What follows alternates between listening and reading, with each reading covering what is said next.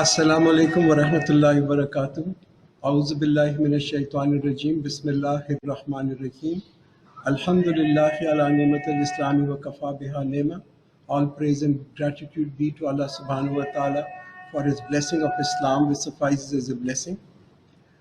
Now, I'd like to welcome you for this program, which is going to run through the entire Ramadan. Inshallah, the objective of this program is to simply go through the translation of Quran so that we can really know what this book is telling us. To be honest, to get guidance from a book, you must really understand what is the message of the book. And then I'm going to give a very brief explanation where it's really necessary to understand what is the reference of context. But the whole program is going to be about what Quran is telling us, just teaching the message. Now we're going to begin with the first surah, and that is Surah Al-Fatiha. And this in many ways is a very unique surah because first the Quran begins with this surah, and then we are obligated to read this surah. We have to recite it in every first prayers that we do, and if we are doing only the first prayers, it means that we are reciting Surah Fatiha at least 17 times in a day. Now, Surah Al-Fatiha has many names, which is the word, Fatah is also there, which means that it's the opening surah. It's also called Asasul Quran. It is also called Shafiya. It's also called Al-Kafiya. It's called Kitab. It's also called Quran. So these many names really signifies the importance of this surah. Now, in Surah Fatiha, what you will see is that mankind is divided in three different categories. The first group is those group which is called An'amta alayhim, those people who have received guidance. So this is the greatest ni'mat that Allah subhanahu wa ta'ala has given to this group. The second group is Ghayril Maghdubi alayhim. These are people who did receive guidance, but then they distorted it. And then the third group, which is the Dwalleen, people who had knowledge, who have knowledge, but then they exceeded the limits and boundaries set by Allah subhanahu wa ta'ala. So let's begin with Surah Al-Fatiha. A'udhu billahi minash shaitanir rajim. Bismillahir rahmanir rahim. In the name of Allah, the all beneficent, the all merciful. Now, any act, what Quran is telling us is any act that begins with the name of Allah, then we will have the blessings and barakah of Allah subhanahu wa ta'ala. So anything that we do, really Muslims are instructed that they must begin with the word Bismillahir rahmanir rahim. Alhamdulillahi rabbil alameen. All praise be to Allah, the Rabb of the worlds. The word alham that comes in over here, this is brought as a tarif, which is as thanks, and that's the first lesson. The very first lesson that Quran is teaching its followers is to be thankful, to be shukr guzar. That whenever any good reaches us, it should be as a pleasant surprise to us, not that it's my right, I deserve it, not because it's my planning, my ambition, my execution. And this also prevents lots of other things. There are certain negative emotions like jealousy, like hasad, like envy, because we will always see people around us who are better than us, who have more goodness than we have. And then we see these people, we know that this goodness that they have is given to them by their Creator, by their Rabb. And should we desire, we know whom to ask. Now, how does thankfulness manifest itself in us as people? How does it change our personality? Well, it completely changes our nature. We become much more good-natured people. Our fitra changes because we will have the good temper. Our mizaj will be good. We will be happy. And then when we will go through difficulties, as we all would go through difficulties and in some point in our life, we would remember the many blessings that Allah has given us, and we will be able to bear this out with a lot of ease. Ar-Rahman Ar-Rahim, the beneficent, the merciful. So Allah introduces himself with his sifat, being that he is the all beneficent, the all merciful. Maliki Yawmiddin, the master of the day of judgment, the day of accountability, when every small and every large deed, every good deed, every sinful deed will be judged, and then reward and punishment will be by the one who is all knowledgeable. Not only knowledgeable, he is also the all powerful, the Malik, so he is the king of the kings, who has complete knowledge and complete ability to really reinforce his decisions. Now, I think we do realize, in this life that this is not a place this world is not a place for reward or punishment. Because what reward can you give to a person who spent his entire life spreading this religion or Islam, our Prophet ﷺ, for all the good deeds that he did? And what punishment can you give to someone who murders hundreds and thousands of people? Just life? Is that fair? Is that justice? And we see that this world, this universe is based on justice. So there has to be a day. If you think even logically, you know there has got to be another day when full justice will be done, and then people will get, reward for what they have done or be punished for what they have done. Now, this belief in the hereafter makes it so easy for us to work hard, even when we know that we will not get any worldly reward for it. And also, it similarly also puts in this kind of fear inside us, and the fear of accountability, that whatever sin we do, small or large, the punishment for this sin may be there on the day of judgment, unless Allah subhanahu wa ta'ala forgives us. Iyaka na'budu wa iyaka nasta'in, you alone we worship and you alone do we turn for help. The first act, the first ibadat, the first dua that is over here, we are asking Allah subhanahu wa ta'ala. He is the one through whom we can ask for everything, for all help. So when we make a dua to Allah, ask Him for help, this delights Him. This is really pleasing to Him, because no one can give us besides Allah. And if we are obedient, we are only obedient to you. That's what we are telling Him from our side, that we will be obedient to you, and ask Him, and we not only are obedient, but that we remain obedient. That's also part of our prayers. Ihdina Sirat al-Mustaqim. And what do we pray? The first thing, oh Allah, guide us to the straight path.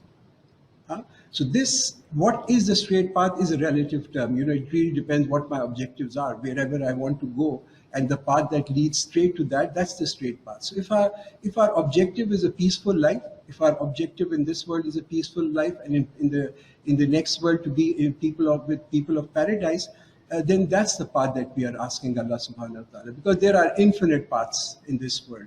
As we lead this life, and we all know there are infinite paths, all of them mislead us, take away from our Rabb, and the only one path is the Sirat al-Mustaqim, which is the straight path that leads us to the right objective and to the right destination. Sirat al-Lazina anamta alayhim ghayril maghdubi alayhim waladwalin, the path of those whom you have blessed, and not of those on whom you have incurred your wrath, nor of those who have gone astray. So three people defined over here as people who have the blessing of Allah, and the greatest blessing being that they are rightly guided. They know the Sirat al-Mustaqim, not of those who have incurred your wrath or the anger of Allah, and not those who have gone astray. And one of the greatest blessings that Allah can give anyone is the name of Islam. Now let's begin with the second surah of Quran, which is the longest surah, Surah Al-Baqarah, the longest surah. It literally means a cow, if you were to look at the translation. And it has lots of Sharia, it has lots of laws, and as we go through these laws, you will understand what does the Sirat al-Mustaqim comprise of, what do we really need to do from our side. So the first ayah of Surah Al-Baqarah, Alif Lam Mim, these are three words that I just recited in Arabic. Huruf Muqatta'at, these are isolated letters or symbols, the meaning of which is not known. It is only known to Allah and His Messenger. However, there is no commentary, no companion asked our Prophet for explanation of what these letters were. There is no authentic hadith on this. There are many other ways where people have tried to interpret, but to be honest, the meaning of this is only known to Allah and His Messenger. Having said that, there are 26 surahs in Quran which begin with Huruf Muqatta'at, and there are 14 alphabets of Arabic which are used in these. ذَلِكَ الْكِتَابُ لَا رَيْبَ فِيهِ هُدًى لِلْمُتَّقِينَ. This is a book in which there is no doubt, and it is a guidance for the muttaqi, for the God-fearing. So you see that in the beginning, before the book begins to open the Sirat al-Mustaqim for us, the straight path for us, it's giving us the assurance. It's giving the assurance to the readers and the followers that there is no doubt in this book. Because if we have a shadow of doubt about something, we would refrain from going near it. Like even if I'm feeling now and I have a glass of water with me, if I think that water is not pure, the purity of water is questionable, I certainly am not going to drink from that water, because doubts is something that destroy all relationships. So when man reads this book, he must have that full confidence that this is a book, it's a book of guidance.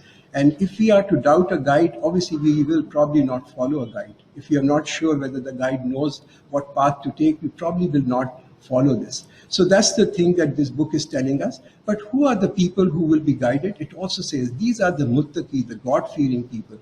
So this book will guide those people who have taqwa. And taqwa literally means to fear, to refrain from. And it signifies that we are fearing making Allah angry. That's with our deeds, with our actions, with our intentions. And we are refraining from His transgression. who believe in the unseen and maintain prayer and spend out of what we have provided for them. The unseen, the ghaib that being described over here. What is ghaib? Ghaib is something that cannot be perceived with our five senses that Allah has given to all of us. It includes Allah subhanahu wa ta'ala. It includes the angels, the day of judgment, the life after death, the Al-Qadr, which is the destiny. Because with no amount of worldly knowledge and science, we can actually prove or disprove any of these. Now, such people, such people as described in this ayah, they show their belief by being steadfast where they are steadfast in their prayers. That's the first act that they will be demonstrating, that they are steadfast in prayer, because prayer is the center pole of Islam. This is the center pole of Darul Islam, the house of peace.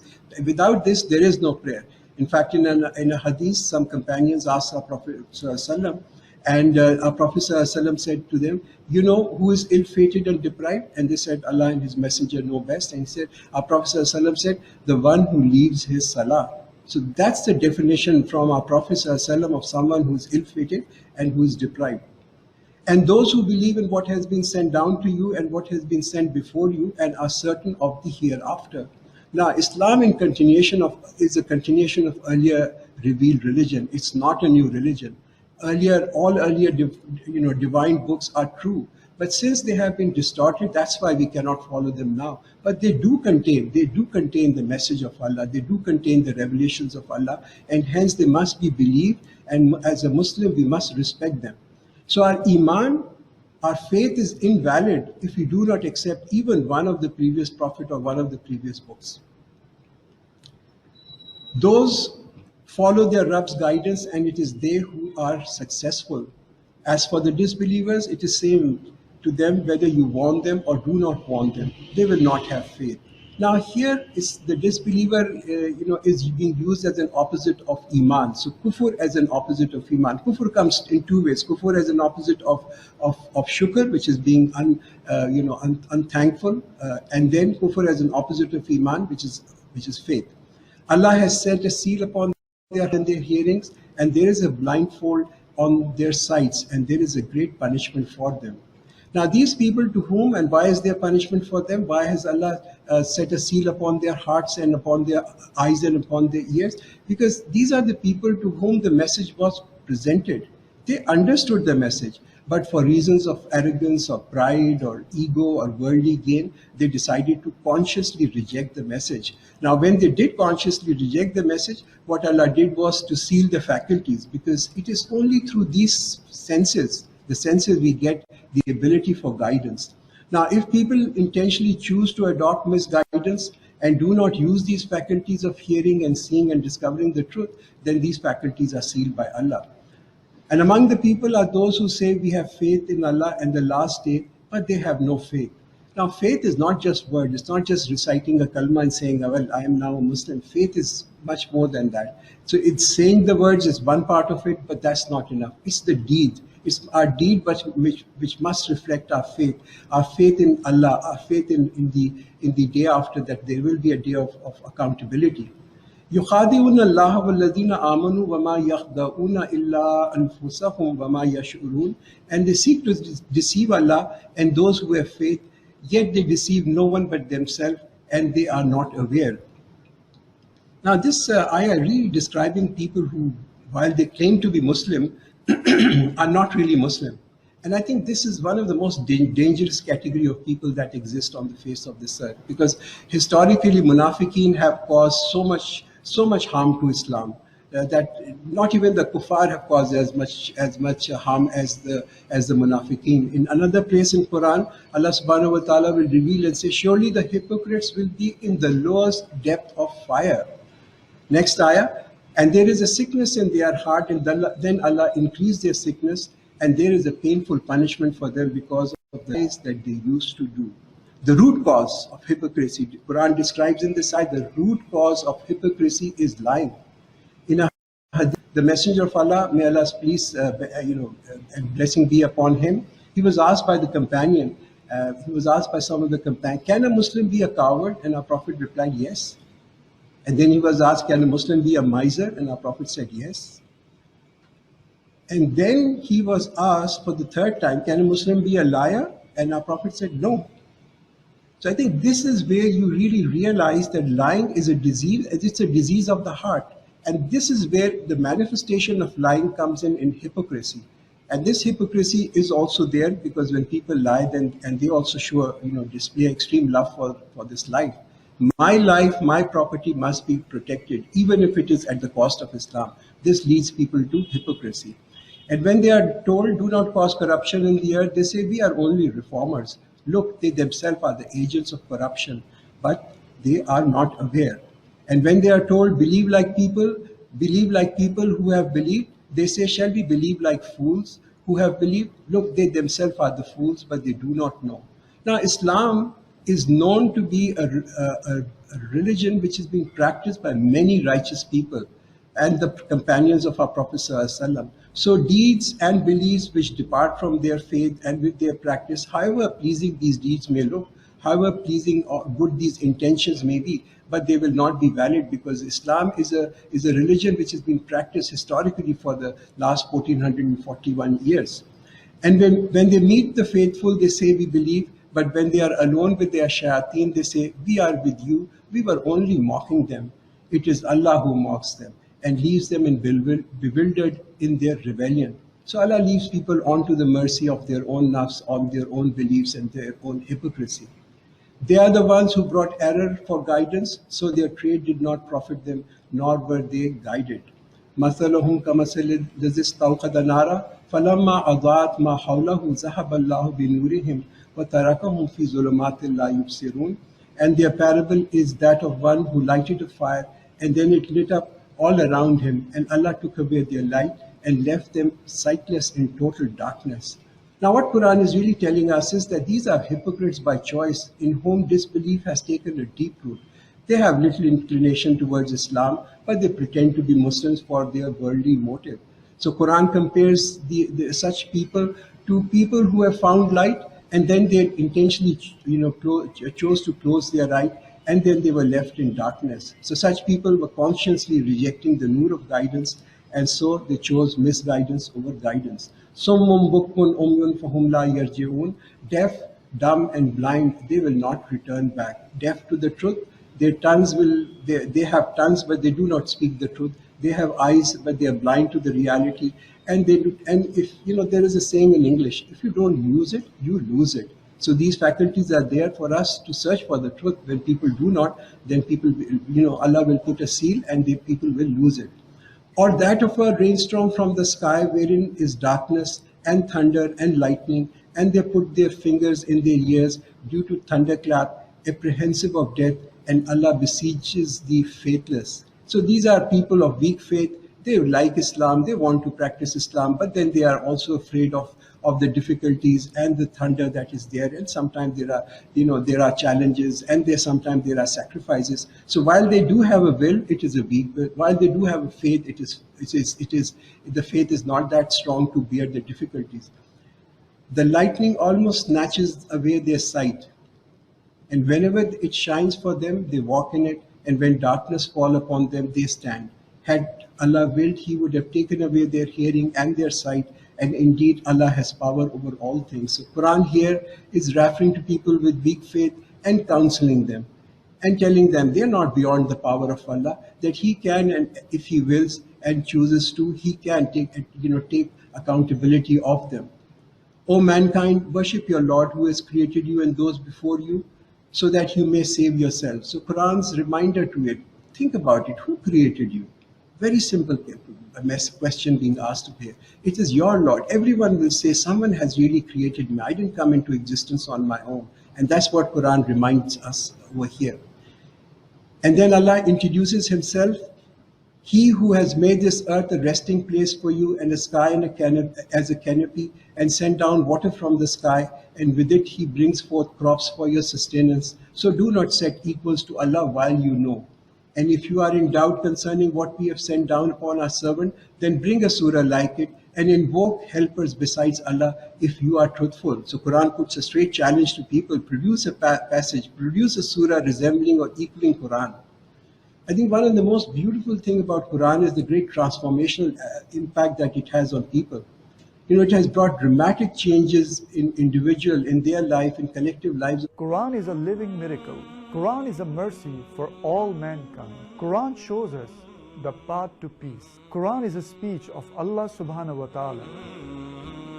Life is a very difficult thing, and I think this is one of the greatest miracle of Quran, that when people get absorbed with it, their life completely transforms. Look at the companions, their lives before and after the advent of Islam. Look at Hazrat Abu Bakr, look at Hazrat Umar, look at Hazrat Ali. Look what they were before and look what they were after Islam. And this is the magic, this is the magical power of Islam to transform people. So after giving this challenge, Allah then responds to this challenge in ayat number 24 and says, if you do not, which means if you cannot produce, if you do not and you will not, then beware of a fire whose fuel will be men and stone, prepared for the faithless. And give good news to those who have faith and do righteous deeds, that for them will be gardens with stream running in them. And whenever they are provided with their fruits for nourishment, they will say, this is what we were provided before. And they will be given something resembling it, and in it will be chaste mates for them, and they shall remain in it forever. Indeed, Allah is not ashamed to draw a parable, whether it is that of a mosquito or something more insignificant. As for those who have faith, they say, it is the truth from my Lord. And as for the faithless, they say, what did Allah mean by these parables? Thereby He leads many astray, and thereby He guides many. But He leads no one astray except those who are transgressors. And the next ayat gives the traits of the transgressors. Those who break the covenant with Allah after having pledged it solemnly, and sever what Allah has commanded to be joined, and cause corruption on this earth, it is they who are the losers. So Quran instructs us, fulfill your obligation, fulfill your promises, fulfill your covenants. And these covenants are with Allah, which is what we call Hukuk Allah, recognition of Allah. And that recognition is programmed inside all of us. It's there in our gene. It's God-given or gene given. It's there. We all know that there is a creator. And then these hukuk are also of the creation of Allah. There is of the servants of Allah, hukukul ibad. There's of our Prophet ﷺ, where our Prophet said, one who desires that his life should be long, he should join blood ties. So this is how important hukukul ibad is. How can you be unfaithful to Allah, seeing that you were lifeless and then He gave you life, and then He will give you death, and then He will bring you back to life, and then you will be brought back to Him. And Quran really expresses a surprise over here at the disbelief of people. Think what you were, think what you will be in a few years. For each one of us, what we were a few years ago and what we will be a few years from now. See, primary blessing that we have right now is the blessing of life, that we are alive.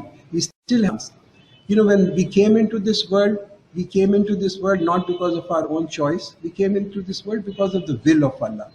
When we go back from this world, again we will go back from this world, not because we want to go back, because this will be the will of Allah. So why ignore the will of Allah when we are leading this life? He never came with His, without His will, we will not go back without His will. So we need to lead this life also with His will. It is He who has created for you all that is in the earth, and then He turned to the heaven, fashioned it into 7 heavens, and He has knowledge of all things. And Quran here comes in with a beautiful reminder. Look at the temporary world that you are living in. The few years, the 50, the 60, the 70, the 100 maximum years that you will live in this world. What a perfect world. And what a beautiful world. So you can imagine, for a temporary world has so much beauty in it. So what would be a permanent world be like? You can imagine that. And now we begin with the story of creation of Hazrat Adam alayhi salam, the first of the man, our forefather, our parent, the first parent that we had. And when your Lord said to the angels, indeed, I'm going to create a viceroy on the earth. They said, will you set in it someone who causes corruption in it and shed blood, while we celebrate your praise and proclaim your sanctity? He said, indeed, I know what you do not know. So here Quran, just note the reply of the angels. instant reply of the angels were, this was not an objection from the angel. Rather, they were actually asking this question out of curiosity. Why are you really creating Allah? Why are you creating a viceroy on this earth? Why are you doing this? More out of curiosity, in order to really understand the wisdom of such choice. What is the wisdom of Allah's choice over here? What do we learn from here? What we learn is that when doubts come to our mind, it is natural. Even doubts came in the mind of the angel. And when doubts do come into our mind, and they will come into our mind, what do we need to do? We need to turn to Allah. We need to turn to Him and ask us. If we fail to see the wisdom of something, we fail to see a wisdom of any revelation, we need to ask Allah of Him. He will provide the answer for any doubts that we have. And He taught Adam's names of all things, and then He presented him to the angels and said, tell me the names of these if you are truthful. So Quran tells us that man is a learning creature. Allah subhanahu wa ta'ala Himself gave all the knowledge to Hazrat Adam alayhi salam. The first knowledge that was given to Hazrat Adam alayhi salam was the knowledge of this world, the knowledge of the universe. And this knowledge is inside all of us. We are only discovering it. All these new changes, things that we are discovering, this knowledge is there. We are only discovering this knowledge. And they said, glory be to you. We have no knowledge except what you have taught us. Indeed, you are the all-knowing, the all-wise. And he said, O Adam, inform them of their names. And when he informed them of their names, he said, did I not tell you that I indeed know the unseen of the heavens and the earth? And I know whatever you disclose and whatever you conceal. وَإِذْ قُلْنَا لِلْمَلَائِكَةِ اسْجُدُوا لِآدَمَ فَسَجَدُوا إِلَّا إِبْلِيسَ أَبَى وَاسْتَكْبَرَ وَكَانَ مِنَ الْكَافِرِينَ. And when we said to the angels, prostrate before Adam, do sajda of Adam, they prostrated but not Iblis. He refused and acted arrogantly, and he was of the faithless. So here Allah subhanahu wa ta'ala instructs the instructions given to all those who are present in the court of Allah when Hazrat Adam alayhi salam, after his creation and becoming a knowledgeable creation was presented, was not to worship him, but it was more to show respect. This is the kind of izzat Allah has given to all of us. That's the izzat that He has provided to each one of the human beings. خَلَقْتَهُ بِيَدَيْ, I created him out of my own two hands, so beautifully. So how can we think of doing things which are below our dignity? We are the Ashraful Makhluqat. We are the highest creation of Allah. It really doesn't suit us to stoop down and do things which are below our dignity. And the other thing that we learn from this ayat is that the first sin that was committed in paradise, in the court of Allah, the first was the sin of arrogance. This is what got Shaitan out from the court of Allah. That's the sin of arrogance. And we said, O Adam, dwell with your wife in paradise and eat in it freely wherever you wish, but do not approach this tree, lest you are among the wrongdoers. So Quran tells us that Hazrat Adam alayhi salam's stay in Jannah was symbolizing the life of this earth. He was just being trained over there. Everything was halal except the fruit of the tree. And that's how it is in this world. And then Shaitan caused them to stumble from it, and he dislodged them from what they were in. And we said, which means Allah said, get down, being enemy of one another, which means man and Shaitan being enemy of one another. On the earth shall be your abode and a sustenance for a time. So the knowledge of universe that was given to Hazrat Adam alayhi salam, that couldn't save him from the trap of Shaitan. He had all the knowledge, yet the Shaitan's trap was there. فَتَلَقَّى آدَمُ مِنْ رَبِّهِ كَلِمَاتٍ فَتَابَ عَلَيْهِ إِنَّهُ هُوَ التَّوَّابُ الرَّحِيمُ. And then Adam received certain words from his Rabb, so Allah accepted his repentance, and indeed He is the all-repenting and all-merciful. Here Quran tells us that Hazrat Adam alayhi salam learned, Allah taught him to even ask for forgiveness. So this is what Hazrat Adam teach us, what we should do if we commit a sin. This is what is being taught to us. When we commit a sin, and human beings are weak and we do commit sins, the first thing we need to do is turn to Allah and ask for His forgiveness.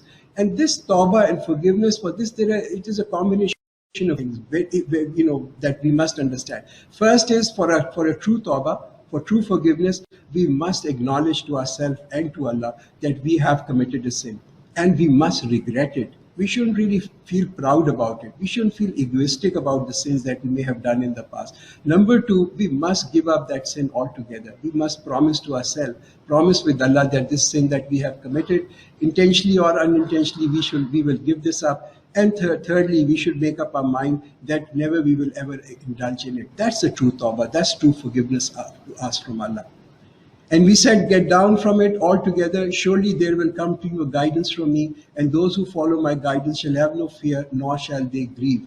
But those who are faithless and deny our signs, they shall be the inmates of fire, and they shall remain in it forever.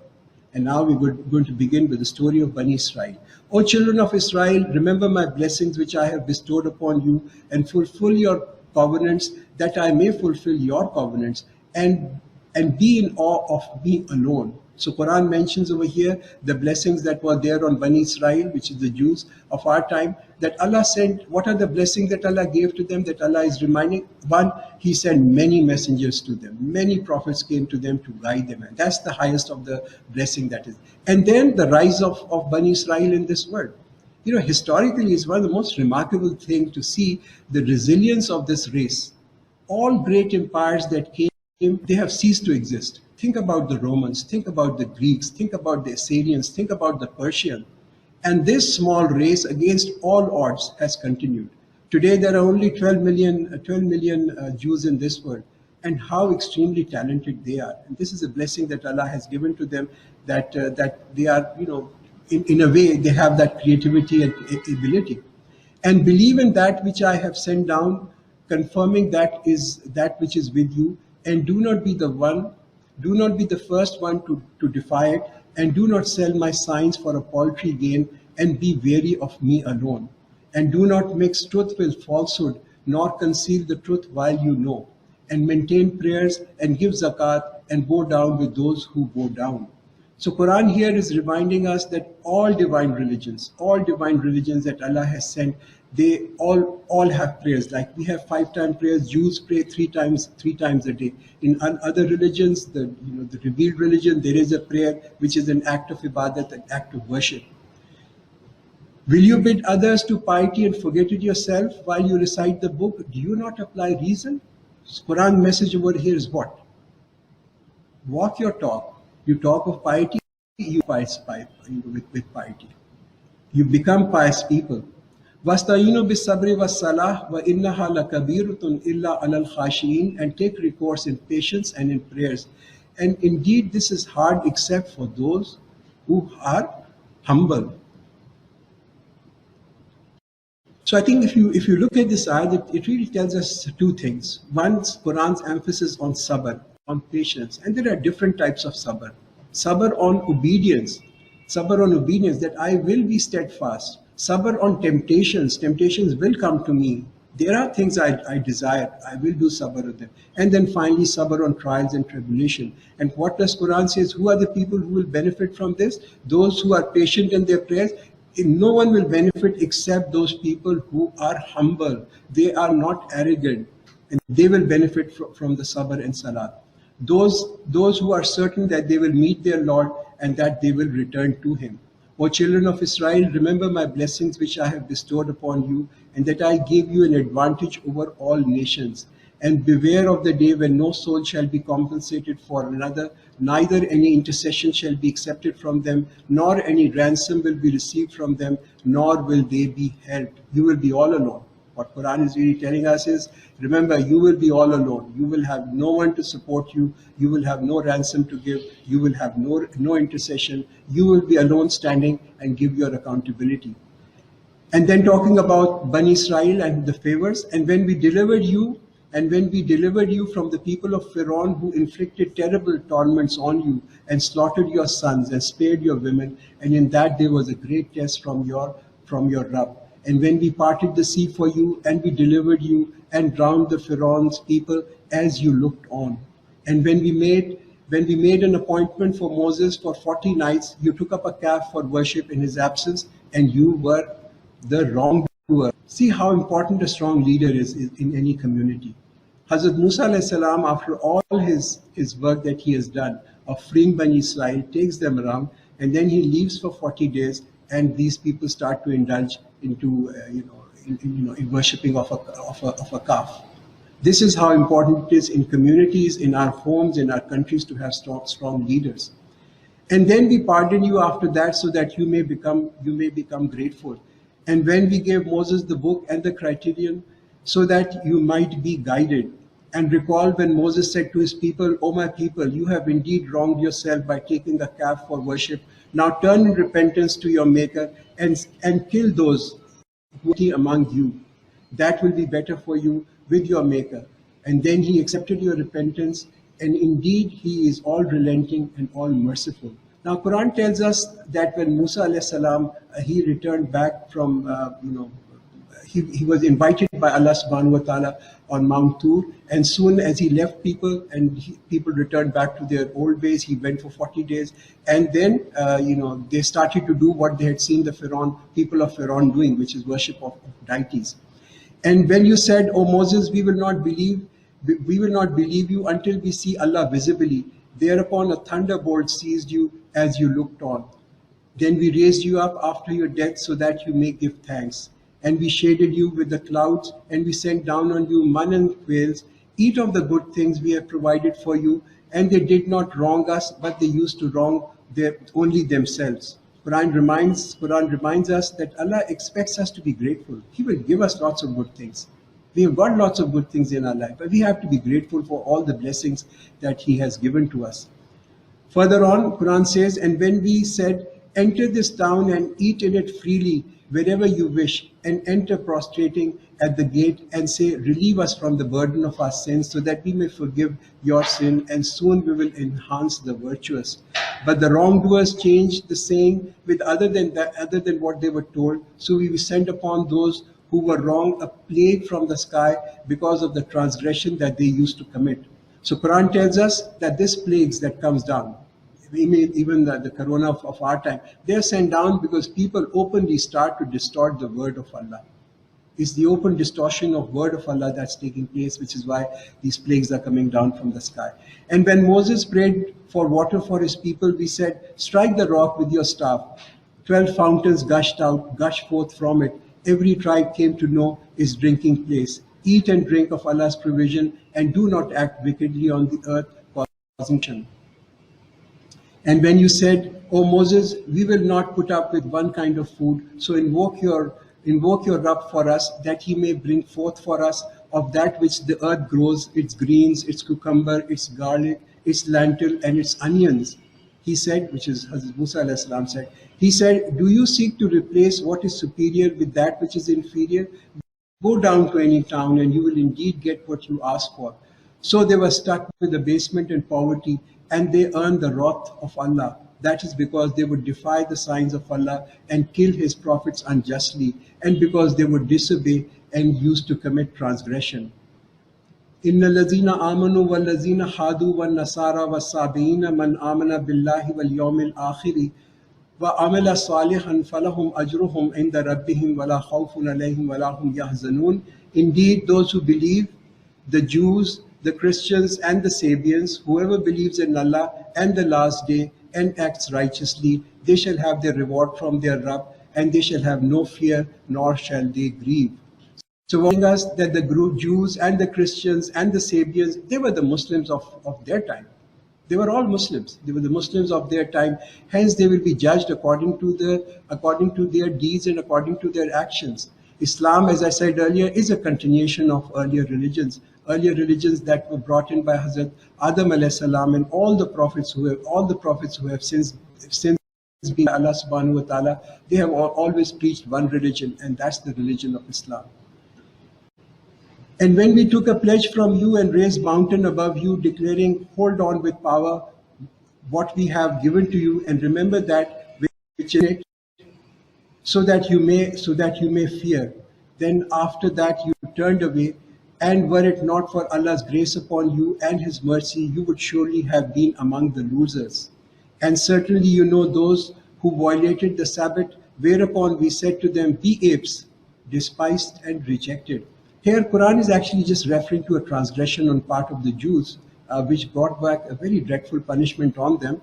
was not because they would openly breach divine commandments or breach any law that is there, but it was a trick, what we call in Urdu a hila. This was a hila that you used to do, which involved negation of the divine commandment, not completely breaking the law, but actually finding ways around the law. So you are not obedient to the law, but you're not actually breaking the law, so that your conscience doesn't prick.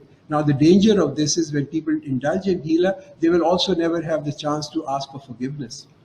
So we made it an exemplary punishment for the present and the succeeding generation, and advice for those who fear. And when Moses said to his people, indeed commands you to slaughter a cow, they said, do you make fun of us? He said, I seek Allah's protection, lest that I should be among the senseless. They said, invoke to your Lord for us, that he may clarify us what she may be. He says, she's a cow, neither old nor young, of middle age. Now do as you are commanded. They said, invoke your Lord for us, that he may clarify for us as to what her color may be. He says she's a cow that is yellow, of bright hues, pleasing to the onlookers. They said, invoke your Rabb for us, that he may clarify for us what she may be. Indeed, all cows are much alike to us, and if Allah wishes, we would surely be guided. He says, she is a cow not broken to the till of the earth, or water the tillage, sound and without blemish. They said, now you have come to us with the truth, and they slaughtered it, though they were about not to do it. So you see, deen is simple. Commandments of Allah are simple. We need to be people who hear and obey. When people question too much, when people question commands too much, these commandments become complicated. Because Bani Israel were in no intention, they had no intention of slaughtering a cow. So they kept answering questions till the time that question led them to the cow that was dearest to them. And that's how religion becomes complicated. When we raise doubts, when we raise unnecessary questions, we are not obedient, but we are just procrastinating. That's what it happens to people.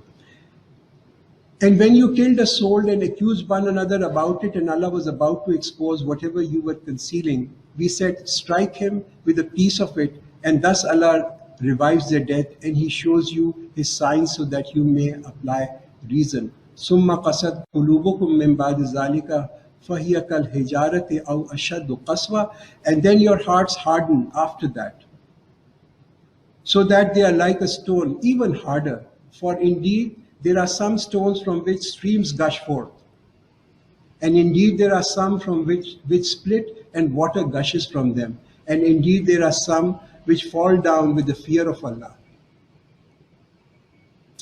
And Allah is not oblivious of what you do. So Quran here compares the human heart with the hardness of a stone. And Quran says, even in stone there is some goodness. Even in stone there is some mercy. Even in stone there is some fear. But the hardness of a heart actually surpasses all the stones. The hardness of a stone and the merciless of a stone. For some stones, Quran says they will gush forth water. From some water will flow from them, and some will fear for the fear of Allah. Some will fall down for the fear of Allah. But a person whose heart is hard is the one who will be the most remote from the mercy of Allah. And this comes in, the hardness of heart comes in when people are dodging, when people are bending the rules, when people are looking for loopholes. Are you then eager that they should believe in you, though a party of them would hear the word of Allah and then they would distort it after they have understood it and they knew what they were doing? And then they met, and when they met the faithful, they said, we believe. And when they were alone with one another, they would say, do you recount to them what Allah has revealed to you, so that they may argue with you before your Lord? Do you not apply reason? So Jews would be using this kind of a trick. Come to Muslims, say, well, we understand your message. This is so close to what our Torah is really telling us. But then when they would go back, their people would tell them, why are you really confirming this to them? Why are you really telling them? But what Quran questioned them, do you not know that Allah knows whatever you hide and whatever you disclosed? Now the last ayat that we will do for this evening, inshallah, وَمِنْهُمْ أُمِّيُّونَ لَا يَعْلَمُونَ الْكِتَابَ إِلَّا أَمَانِيَّ وَإِنْهُمْ إِلَّا يَظُنُّونَ. And among them are the illiterates who know nothing of the book except hearsay. and they only make conjectures. This is only a guesswork for them. So Quran is really saying lack of knowledge is the reason why people make innovation in this religion. Religion is not what our desires are. Religion is not what our false hopes are. Religion is not what our illusion is. But religion is a book of guidance. So Barakallahu lana wa lakum fil Quran al-Azim wa nafana wa iyyakum bil ayati wa zikr al-hakim.